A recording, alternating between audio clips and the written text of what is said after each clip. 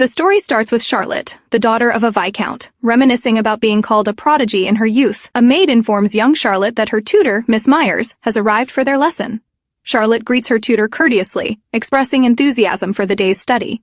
When Miss Myers asks if she read the assigned magic studies book, particularly the first chapter on magical script, Scarlett admits she's not only read it, but memorized it entirely. Eager to impress, she showcases her magical abilities, conjuring vibrant color patterns and glowing butterflies. Miss Myers is astonished, realizing Scarlett's genius far exceeds expectations for her age. Meanwhile, maids gossip among themselves, praising Scarlett's extraordinary talent and whispering that she surpasses even her sister, Lady Scarlett, in skill. Scarlett's older sister, Scarlett Rosa Meavers, overhears the maid's praise and, consumed by jealousy, confronts Scarlett angrily. She accuses Scarlett of overshadowing her, declaring that a younger sister's role is to support her elder sibling, not outshine her. Scarlett demands that Scarlett take a back seat and act as her supporting role. Scarlett, recognizing the futility of arguing and dreading a messy sibling conflict, reluctantly agrees to comply, despite finding the demand absurd. From that moment, Scarlett deliberately dials back her brilliance, repeating lessons she's already mastered and adjusting her test scores to appear average. Her efforts succeed in shifting attention away from her, but at a cost. People begin to compare the sisters, praising Scarlett's brilliance while dismissing Scarlett as unremarkable, creating a new kind of trouble for her. Scarlett, resigned to dimming her own light, muses that keeping Scarlett happy is worth the small price of fading into the background. Her simple dream? To marry a kind, honest gentleman and live a peaceful life. Sounds like a plan, until the gossip mill starts churning. At the academy, classmates whisper loudly enough for Scarlett to overhear. Rude much? She's Scarlett's spoiled younger sister, a lazy student who supposedly slid into the academy on connections alone. Scarlett's internally fuming. Spoiled? Connections? Excuse me, I could ace this place blindfolded, but no one meets her gaze or gives her a chance to set the record straight. The rumors are spreading faster than a wildfire in a dry forest, and Scarlett's no fool. She deduces that this gossip didn't just sprout overnight. It's been festering among the upperclassmen and trickled down to the first years like some toxic family heirloom. But who's the mastermind behind this smear campaign? Scarlett's got a pretty good guess. There's only one person who'd benefit from turning her into the Academy's punching bag. Gee, wonder who that could be, Scarlett. The scene cuts to Flugel Academy's entrance ceremony. Scarlett's working the crowd like a pro, soaking up sympathy from some girls who bring up Scarlett's lack of talent. With a fake pout, Scarlett sighs about how her sister struggles with studies and is just a bit spoiled. Oh, the burdens of being the perfect older sibling. The girls swoon over Scarlett's selfless concern, despite her oh-so-busy committee schedule. Please, someone get this girl a halo. Scarlett insists it's no trouble, claiming she'll support her dear younger sister no matter what. Yeah, right, Scarlett, we see through that crocodile tear act. Earlier that morning, Scarlett wakes up, ready to play her part as Scarlett's sidekick. She rings for her maids, who swarm in, hyped for the entrance ceremony. They doll her up, perfecting her makeup and uniform, and throw in some not-so-subtle hints about snagging a rich husband. Scarlett nods along, probably thinking, one step at a time, folks. When they're done, she's a vision in her uniform, flashing a smile that could charm a dragon. Back in the present, she's at the waiting area, catching her breath and thinking, made it and still looking ladylike.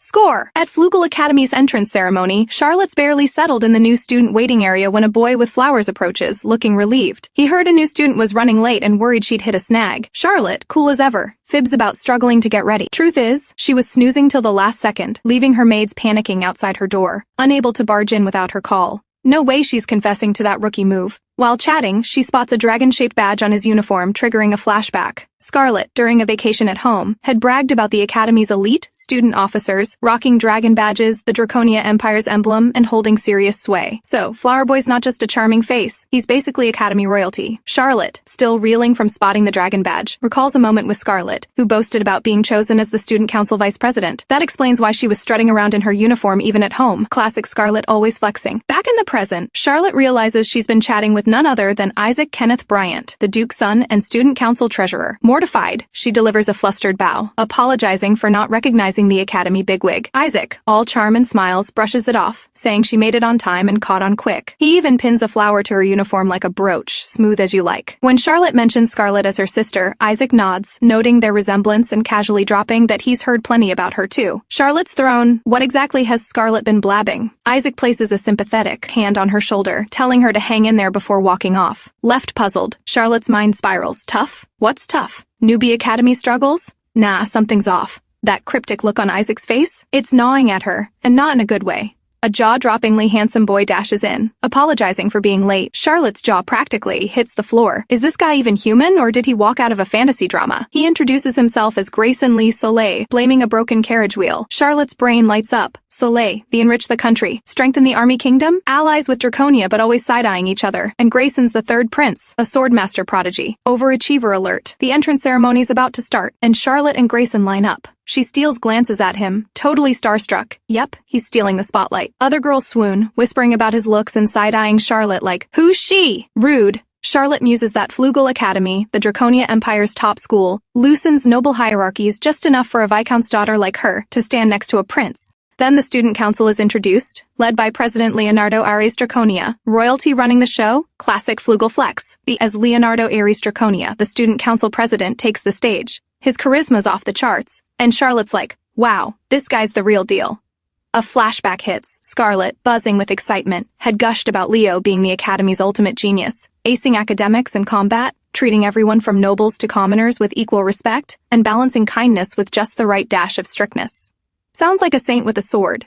Back in the present, Scarlett's skeptical but intrigued. That's what she said, at least. Next up, Scarlett herself is introduced as vice president. Scarlett reflects that, despite her sister's shady treatment at home, Scarlett's a rock star student, outshining even Prince Leo in magic studies. A viscount's daughter on the student council? Unheard of, yet nobody batted an eye. Scarlett delivers a crisp congratulations to the newbies, all poised and perfect. Leo wraps up with a rousing speech, praising the first years for conquering the brutal entrance exam and urging them to learn, laugh, and build friendships together. Scarlett's heart tugs at the word friendship. She's been a social hermit, dodging gatherings out of sheer laziness. And now she's uneasy. Friends? Do I even know how to make those? She doesn't need a novel-worthy, dazzling youth. Just a chill school life with a few pals and maybe a fiancé scout on the side. But as reality sinks in, panic creeps up. This is bad. I need to find Scarlett, pronto!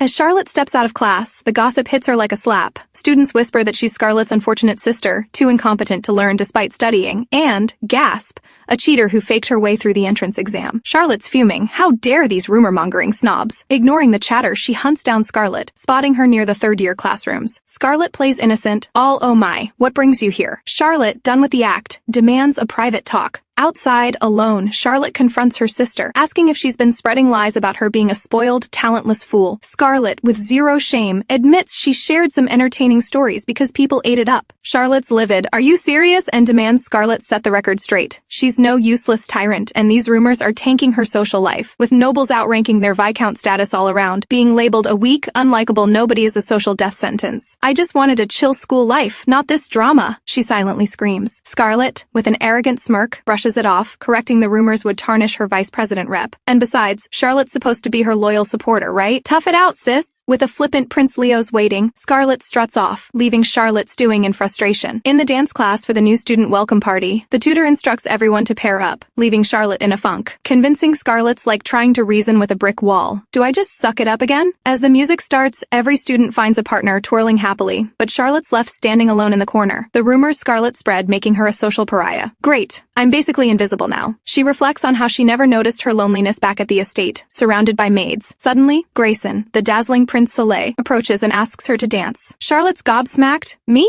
Am I hallucinating from desperation? She checks her eyes, confirms it's real, and stammers that surely he has better options. Grayson, smooth as ever, insists she's the only one who matches him, taking her hand before she can protest. They start dancing, and Scarlett's in a panic to keep up with his flawless moves, while jealous classmates whisper that she's not half bad, though some credit Grayson's perfect lead. Please, these steps are brutal. No lead's that good. Mid-dance, Grayson drops a bombshell. Why is she hiding her true ability? He's noticed her class antics, glancing at others, deliberately flubbing answers when no one else knows, but nailing the easy ones. Scarlett, flustered, tries to laugh it off, but Grayson's not buying it, pointing out how effortlessly she matches his dance lead, something few can do. Scarlett, stunned, caught red-handed by the prince's sharp eyes, busted, and by the pretty boy no less. Grayson, still twirling Scarlett on the dance floor, isn't letting her off easy. He calls out her hidden talent, noting she's more skilled than anyone in the room but stuck playing ordinary because of those nasty rumors. Ouch. Prince with the sharp eyes and sharper questions. He presses her. Doesn't it frustrate her to be looked down on? Scarlett's mind races. Spilling the tea about Scarlett won't fix anything, and keeping the peace with her sister means staying in the shadows. Sigh. Family drama's the worst. The music stops, and Scarlett, quick to escape Grayson's suspicions, curtsies and thanks him for the dance, a memory she'll treasure, before bolting like she's dodging a pop quiz. Later, Scarlett slumped under a tree, exhausted and defeated. She's tried everything to kill the rumors, scoring average grades, helping teachers, but the gossip persists. Students still whisper she's a cheater who sweet-talks teachers. Wow, can't catch a break. Watching other girls chat and walk home together, Scarlett's hit with envy. Why can't I have that? Spotting a dropped handkerchief, she picks it up to return it, but the girls freeze, whispering nervously about that rumor girl. Hesitant, one takes the handkerchief, thanks her awkwardly, and they scurry off. Charlotte's left gloomy, reflecting that, with her reputation trashed, it's no wonder nobody wants to be near her. If I were them, I'd probably dodge me too. Resigned, she accepts it as something she can't change. Charlotte, still reeling from the handkerchief incident, notices Grayson watching her from a distance. Her heart sinks, and she quickly turns away, mumbling a shaky good day, Prince Grayson, barely holding back tears. Don't cry, don't cry! But Grayson, cold as ice, just mutters yeah and walks off. Ouch. Alone, Charlotte breaks down, tears streaming as she laments her fate. Indifference, avoidance, 3 years of loneliness, no friends, no suitor, not even Grayson, the one person who talked to me. Her frustration boils over, echoing Grayson's earlier question. Aren't you frustrated? She screams, Of course I am! But denying the rumors is pointless when Scarlett's influence towers over hers. It's like fighting a dragon with a toothpick. Then something snaps. Charlotte's done playing the doormat. With newfound fire, she shouts after Grayson, who stops and snaps, What? In a tone colder than a winter breeze. Steeling herself, she admits she dimmed her shine to avoid clashing with Scarlett, obeying her sister's orders to play the average Viscount's daughter. Grayson scoffs. How ridiculous. Charlotte agrees. Yeah, it's pathetic. And declares she's done being Scarlett's shadow. From now on, she's living for herself. Grayson nods, then casually points out she's at the boys' dormitory. Charlotte's face goes tomato red. Oh no, a scandal waiting to happen. She blurts a quick thank you for listening, and bolts, missing the slight relieved smile on Grayson's stern face as he watches her newfound confidence. It's the day of the freshman welcome party, and Charlotte's all dolled up in a stunning purple dress, her hair catching the light like a royal jewel. She's gorgeous but gloomy, dreading the event. No friends, no dance partner, just me and the buffet, I guess. The grand door looms like a gate to social doom, and though every first year has to attend, she's tempted to bolt. No use whining, let's get this over with. As she steps in, Grayson's voice stops her cold. Charlotte Luna Myers. She spins around, heart racing. Grayson, what now? Is this about my boys' dorm fiasco? To her shock, the prince kneels, all chivalrous, and asks to escort her. Charlotte's brain short-circuits. An invitation to be his partner? Why me? Being Grayson's date would put her in the spotlight, making their dance class moment look like a warm-up, but she remembers her vow to stop hiding. If this is Grayson testing my resolve, I'm not backing down. Steeling herself, she faces the moment head-on, ready to take on the challenge. Charlotte, heart-pounding but resolute, accepts Grayson's offer to be her escort. Here we go, no turning back. He kisses the back of her hand, all princely charm, thanking her as they step into the grand hall. Grayson warns her to watch her step, and Charlotte, ever polite, thanks him while marveling at Flugel Academy's extravagance. Even a noble's fanciest party can't touch this. Standing beside Grayson makes her a target for stares, but it's not as bad as she feared. All eyes are glued to Amelia Candace Dursley, the Duke's daughter, commanding the stage. Amelia delivers the opening toast, signaling she aced the entrance exam. Charlotte notes Amelia's one of the few who doesn't shun her, though she suspects it's just to snoop on the rumors. Nice try, detective. Amelia raises a glass. Cheers. And Grayson, expecting alcohol, is visibly miffed to find grape juice. Really, your highness, grape juice isn't the end of the world. Charlotte, trying to lighten the mood, points out the roast beef. Grayson's one-word response, meat, is peak Prince energy as he digs in. The music swells, signaling the first dance, where top scorers like Amelia and their partners take center stage, with others joining after. Charlotte braces herself. Time to shine, or at least not trip. The announcer calls Amelia Candace Dursley to the center, and she glides through her dance with effortless elegance.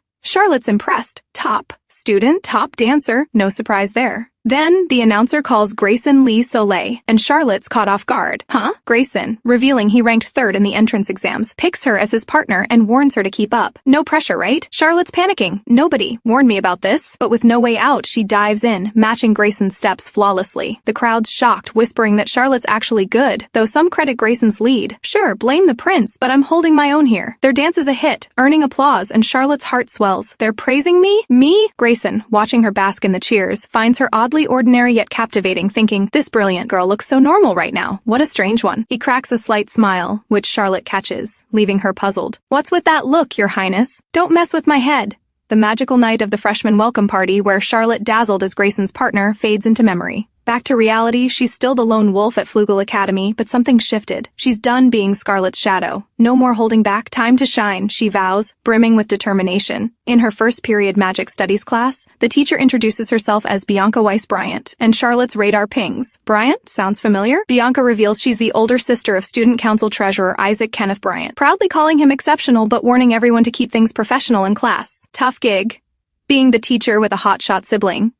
Bianca dives into the lesson. outlining the 4 types of magic: sorcery, using magic circles; word magic, needing incantations; summoning, tapping into spirits or holy beasts; and prayer magic, powered by sheer will. Charlotte's all ears, ready to prove she's more than just Scarlett's sidekick. Bianca continues her lecture, explaining that prayer magic is currently unusable in the country, so the class will focus on sorcery, word magic, and summoning. Today's lesson kicks off with a simple sorcery exercise using a light attribute magic circle from page 19. She warns that while elemental compatibility isn't a huge deal, it impacts effectiveness and mana use. The spell creates illuminating particles, but precision is key to avoid failure. Charlotte, unimpressed by sorcery's effort, "Too much work for me," grudgingly participates since it's class. She weaves a magic circle with ease, and glowing butterflies burst forth, leaving her classmates floored. "That was so fast, too bright." They're stunned, whispering, "Wasn't Charlotte supposed to be a failure?" Bianca, equally shocked, notes the incredible particle output and unprecedented shapeshifting. Butterflies? That's next level. She approaches Charlotte, who introduces herself, and Bianca connects the dots to Scarlett. Another Myers prodigy, but this one's on another plane. Grayson, watching from the sidelines, flashes a quiet smile, clearly impressed. "Not bad, Charlotte, not bad." The scene shifts to second period, herbal studies, where homeroom teacher Cyrus L. Russell announces a surprise quiz. The students panic. A quiz on day 1, but Cyrus, all chill, tells them to relax. Charlotte's mind is spinning in herbal studies class, where her homeroom teacher, Cyrus L. Russell, doubles as a renowned researcher and the genius behind Potion, a groundbreaking healing medicine. Impressive, sure, but this guy's a hot mess, ditching our first homeroom session and forgetting names like it's his job. She's convinced he's the wrong pick for homeroom teacher. Biggest hiring blunder ever. Cyrus kicks off a surprise quiz, and Charlotte, determined to stop holding back, focuses hard. When time's up, Cyrus reveals only one student aced it, and the room goes silent. He calls for the perfect scorer to stand, and Charlotte rises, declaring her name.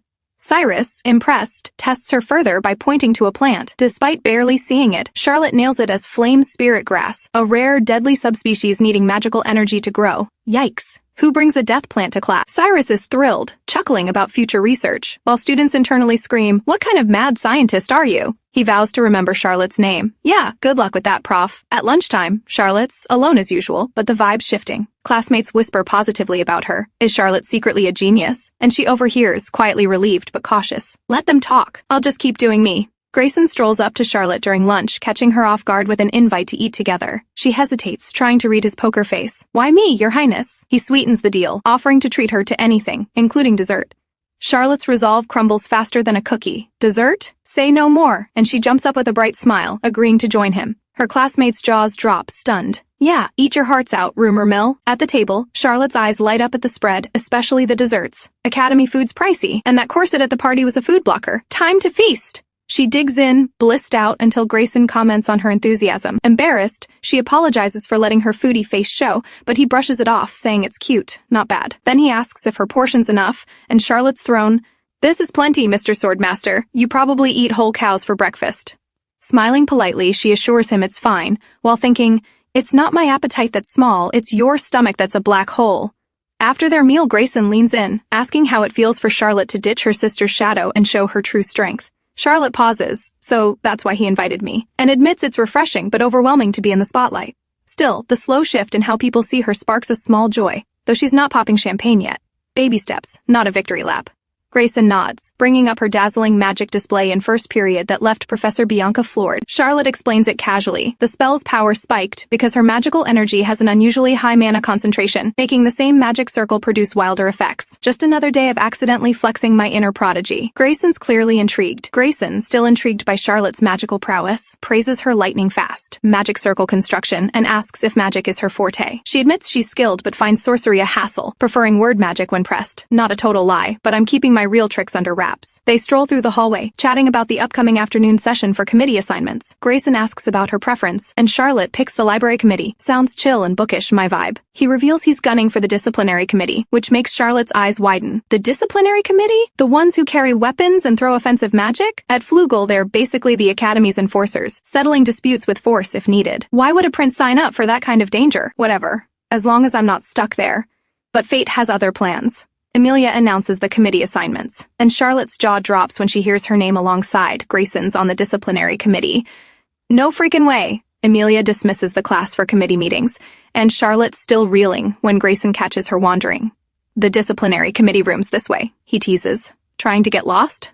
Snapping out of her sulk, Charlotte hurries after him. No time to mope. Guess I'm in the deep end now. In the disciplinary committee room, Charlotte and Grayson are thrown into the deep end, showcasing their skills in a test. Charlotte conjures a magical shield to block a dangerously fast ball. A ball? Seriously? While Grayson deftly parries a wooden sword attack with his bare hands, critiquing the attacker's sloppy swing. A senior girl, Dina Holly Hayes, the committee head, laughs and praises them as the only ones to block her shot and dodge Vice Chair Gerard, a commoner who's wincing from Grayson's counter. Ouch, that's gotta sting.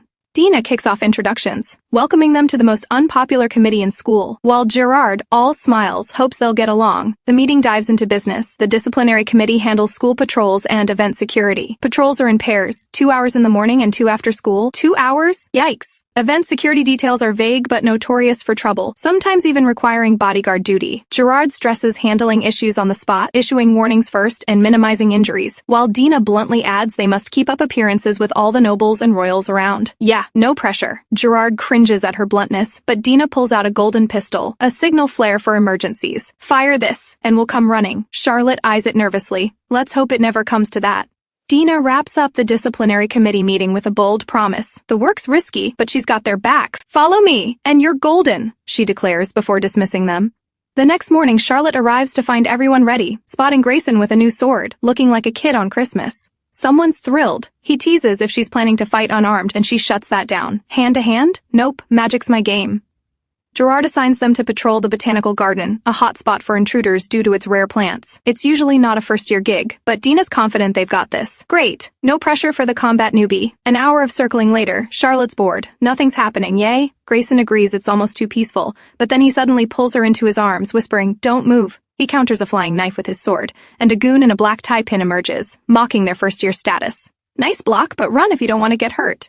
Grayson issues a stern warning to drop the weapon and surrender. The goon brushes it off, and Grayson, unfazed, prepares to take him down by force. Grayson, all business, tells Charlotte to cover, as he charges the goon, aiming to wrap things up fast. 1 minute, let's go! He swings his sword, and the boy counters with a knife, struggling under the weight of Grayson's attack. Oof, feeling that swordmaster energy. Grayson nicks the boy's hand, drawing blood, and the goon panics, ready to bolt. Time to run. But Charlotte's not having it. She summons an ice wall, blocking his escape with a smug, "Not so fast, buddy." Grayson swiftly captures the frustrated intruder, who gripes about underestimating a first year this strong, revealing he was hired to rough up newbies and steal Onray grass. Charlotte and Grayson exchange a glance. Onray grass? The poisonous one? Charlotte notes its value on the black market, and Grayson agrees it must fetch a high price. Chaotic day, big paycheck for someone. They decide to hand the intruder over to the knights and head back. Just then, Professor Cyrus strolls up, all casual. What a coincidence, Lady Charlotte. Charlotte's thinking, coincidence? Or is this scatterbrained? Genius. Up to something. Charlotte, eyeing Professor Cyrus's soaked clothes, can't help but question his state. What happened to you? Cyrus, unfazed and brimming with enthusiasm, explains he lost control while watering plants but heroically saved the Onray grass. When Charlotte asks if he's off to shower, he casually dismisses it. Nah, just grabbing fertilizer, heading back to the greenhouse. Charlotte's baffled. In that soggy outfit? Really? Her mind races with questions. Aren't you freezing? Is this normal for adults? Am I the odd one here? Seeing Cyrus's nonchalance, she sighs. Can't leave him like this. And uses her magic to extract every drop of water from his clothes, drying them with a flame spell and a wind magic circle for good measure. Nailed it. Cyrus, now comfy and dry, marvels at her wind magic circle, gushing about her skill. Then, in classic mad scientist fashion, he asks if she can make a fire-extinguishing circle for an experiment, feeding Onray grass to bugs to test spontaneous combustion. Charlotte's horrified. You're feeding poison to bugs? Cyrus clarifies he's not eating it himself. Duh, I'd die, no experiment then. And admits he hasn't memorized any magic circle formulas, hoping to copy hers. Charlotte, still reeling from Cyrus's chaotic energy, can't believe a teacher hasn't memorized basic magic circle formulas. Classic Cyrus, living in his own world. She conjures a fire-extinguishing magic circle for him, warning it'll vanish in an hour, so he'd better copy it fast. Mana threads don't last forever. Prof. Cyrus, thrilled, gets uncomfortably close to thank her, whispering that a proficiency test is coming her way because some suspect foul play with her skills. Charlotte, unfazed, flashes a confident smile. Bring it on, I'll ace it. Cyrus chuckles, loving her spunk. In magic class, Professor Bianca explains word spell magic, which uses chants for quick, simple effect. Today's exercise is a defense-offense game, one-on-one matches where one student attacks a target piece and the other defends it within a time limit, switching roles after each round. The first to win twice takes the victory. Only beginner-level magic is allowed, and physical attacks are off-limits. Focus on the peace people. Charlotte's pumped. My first practical battle? Let's see what I can do. Ready to flex her skills, she's eager to prove the doubters wrong in this magical showdown. At the match table, Scarlett sizes up her opponent, Amelia Candace Dursley, the top student. This is definitely a test, she thinks, determined to impress Professor Bianca. She approaches Amelia with a polite, "I look forward to our match," and Amelia coolly returns the sentiment. Bianca announces that the first round's attacker is the one with the earlier attendance number, making Scarlett the defender. All right, let's do this. The match kicks off, and Amelia wastes no time, unleashing a fireball with lightning speed. Top student for a reason. Scarlett's heart races, but her confidence surges. She's fast, but I'm faster. Ready to counter with her own magic, she's set to prove she's no fluke in this high-stakes showdown. Scarlett swiftly conjures a magical barrier, deflecting Amelia's fireball with ease. Got this! But Amelia's not playing around. She unleashes a wind cutter that slices through Scarlett's barrier like it's paper. Scarlett's stunned. She cracked it. Amelia, equally shocked, mutters about reinforcing her attack. Scarlett pieces it together. It's all about mana output. Her second barrier matched the first's power, but Amelia cranked up her second attack's mana, overpowering it. Clever move, top student. Respecting Amelia's strategy, Scarlett's ready to up her game in this magical tug-of-war, determined to show she can hang with the best. Amelia, visibly impressed, concedes defeat. Her attacks can't break Scarlett's reinforced barrier, even after switching roles. This beginner-level magic is unreal. The class erupts in shock. She beat Amelia? Lady Scarlett's amazing. But some skeptics cry foul, accusing her of cheating. Here we go again with the rumors. Amelia shuts them down hard, demanding silence and praising Scarlett's talent, refusing to let anyone insult her. She apologizes on behalf of her defenders, insisting they meant no harm. Scarlett, flustered but gracious, brushes it off. No big deal, really. Amelia, all class, smiles and offers to make it up to her, urging Scarlett to ask for anything.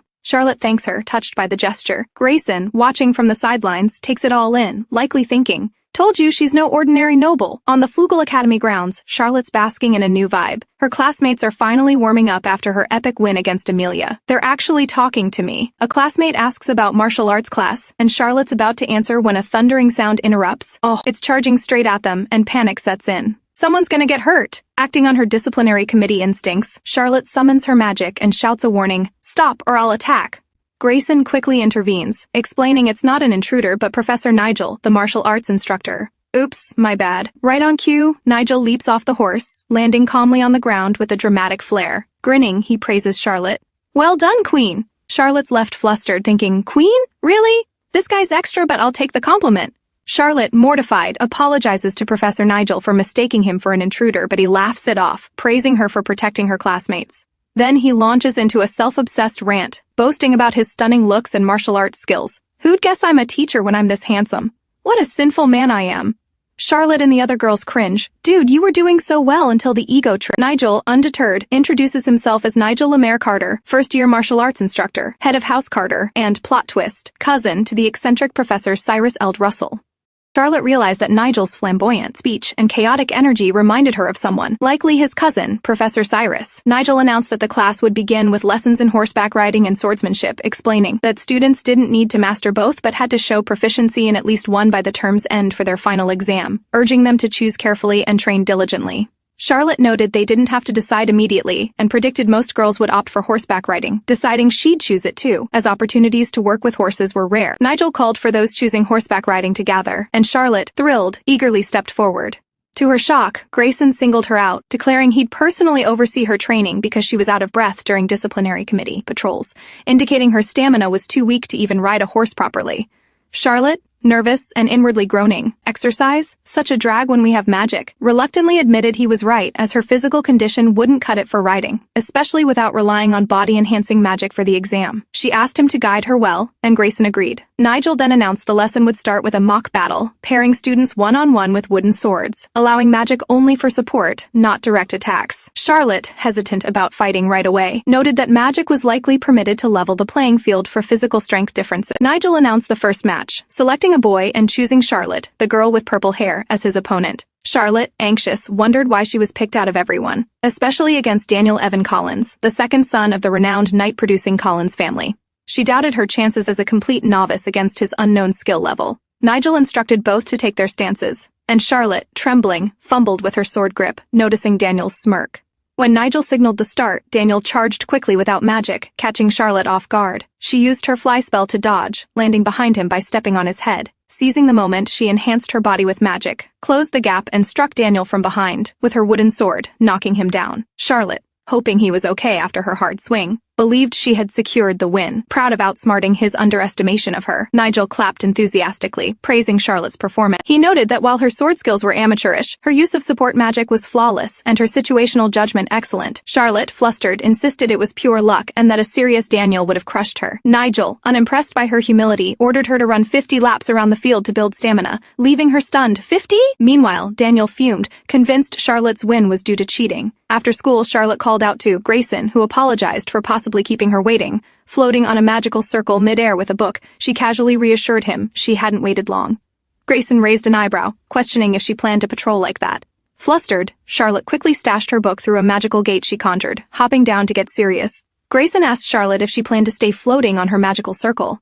Flustered, she claimed it was an experiment for a new spell, not because she was avoiding walking. Grayson, seeing through her excuse, thought to himself that she just didn't want to walk but allowed it as long as it didn't disrupt patrols.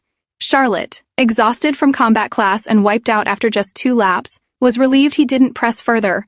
Grayson then remarked on her use of spatial storage magic to stow her book, noting its high mana cost and rare spatial attribute affinity, surprised she used it for something as simple as a heavy bag. He asked about her floating spell, and Charlotte explained it was a modified transportation spell she often used at home. Grayson inferred she'd been using it for years, and Charlotte admitted she used it to move books and clean her room, quickly backtracking, worried he was annoyed. In his mind, Grayson found her low stamina unsurprising, thinking she relied on magic for everything, wasting her talent, though he respected her creativity in inventing spells. He silently wished she'd at least clean her room manually. As Charlotte and Grayson patrol, Daniel Evan Collins storms up, radiating bad vibes. Grayson, sensing trouble, asked what he wanted. Daniel clarified he had no issue with Grayson, dismissing any interest in the botanical garden. Instead, he pointed at Charlotte, declaring she was his target. Charlotte, expecting this, coolly questioned why the second son of the prestigious Collins family would bother with a mere viscount's daughter like her. Daniel, fuming, shouted that it was obvious. She, a nobody, had beaten him in their match, and he accused her of using underhanded magic tricks. He demanded a public apology, insisting she admit to winning through cheating. Charlotte sighed inwardly. Knew it. He's still salty about that loss, ready to face his accusations. She braced herself for another showdown, this time off the training field. Grayson defended Charlotte, pointing out that calling her tactics underhanded was unfair since magic was permitted by the instructor and no rules were broken. Daniel argued that a sword duel should be magic-free, but Grayson countered that it was just Daniel's opinion and imposing personal beliefs on others was wrong. Daniel, frustrated, told Grayson to stay out of it. Charlotte, hiding behind Grayson, expressed gratitude for his support and firmly told Daniel she wouldn't apologize or make excuses, as she had done nothing wrong. Grayson, reflecting silently, noted Charlotte's habit of complying to avoid conflict, like her years of obeying Scarlett, and worried she might cave to Daniel's demands, risking her dignity. He wondered if he was meddling unnecessarily by stepping in. Enraged by Charlotte's refusal, Daniel declared he'd let it slide if she had apologized immediately, but now vowed to make her understand through force, unleashing a flame spear spell. Charlotte, alarmed by Daniel's use of fire magic in the botanical garden, issued a stern warning, demanding he dispel his spell and surrender immediately. Daniel scoffed at the idea of surrendering, calling it ridiculous, and launched his flame spear. Charlotte swiftly countered with a surround barrier spell, capturing and containing the fire. Grayson, observing, noted that while water magic typically counters fire, it could cause a steam explosion. Instead, Charlotte's barrier created a vacuum to smother the flames, minimizing damage to the garden. He praised her move as impressive, and Charlotte responded that she was honored by his compliment. Daniel, in disbelief, exclaimed that Charlotte's intermediate-level spell couldn't be real, and insisted it was a trick, refusing to accept that a viscount's daughter could outmatch him. He declared he'd prove his superiority and began chanting a long incantation for an advanced spell, Black Flame Purgatory, invoking shadows and rising heat waves. Charlotte, surprised, recognized the lengthy incantation, while Grayson, alarmed, realized Daniel was attempting advanced-level magic in the botanical garden. Fearing the consequences, Grayson fired a flare gun to call for backup, but, knowing help wouldn't arrive in time, resolved to stop Daniel's spell activation immediately. Grayson, determined to stop Daniel's dangerous incantation, charged forward, planning to sever Daniel's wrist before he could complete the advanced spell. However, Charlotte acted faster, instantly teleporting to Daniel, grabbing him to halt the spell, and soaring into the sky. She unleashed Death Flame, an advanced spell summoning and controlling black fire from another dimension, which exploded in the air. Grayson, observing, noted that the explosion indicated Charlotte's failure to fully control the spell but realized her quick action, moving Daniel skyward. Saved a botanical garden from destruction. Through the smoke, he sensed both Charlotte and Daniel were still alive, As Charlotte descended, Grayson anxiously asked if she was all right. She replied uncertainly, explaining she had cast a barrier just before the explosion but wasn't sure if it worked in time, then checked on Grayson, dismissing Daniel's condition as his own fault, urgently asked about her injuries, noticing her back was injured and her uniform's backside was burned. Charlotte noted that Daniel had only fainted from magical recoil, unharmed. Grayson, reflecting, admitted he hesitated to cut off Daniel's hand during the confrontation, and that moment of doubt led to Charlotte's injuries, while Daniel escaped unscathed. He briefly considered finishing Daniel off, but held back, torn by guilt and frustration. Charlotte expressed relief that her barrier held just in time to mitigate the explosion's damage. Grayson, concerned, draped his blazer over her burned back, prompting a confused thank you from her. He pressed her about her injuries, and Charlotte, suddenly recalling the burn on her back, explained she'd used magic to block the pain, completely forgetting the wound. Smiling, she apologized for worrying him, and used healing magic to mend her injury. Grayson, astonished, thought to himself that Charlotte's fearlessness was extraordinary. Forgetting a wound just because the pain was blocked was unheard of, even for someone with healing magic. Sighing, he admitted he couldn't compete with her unique resilience, marveling at how far beyond the norm she was. This girl's on another level, casually healing burns like it's just another Tuesday.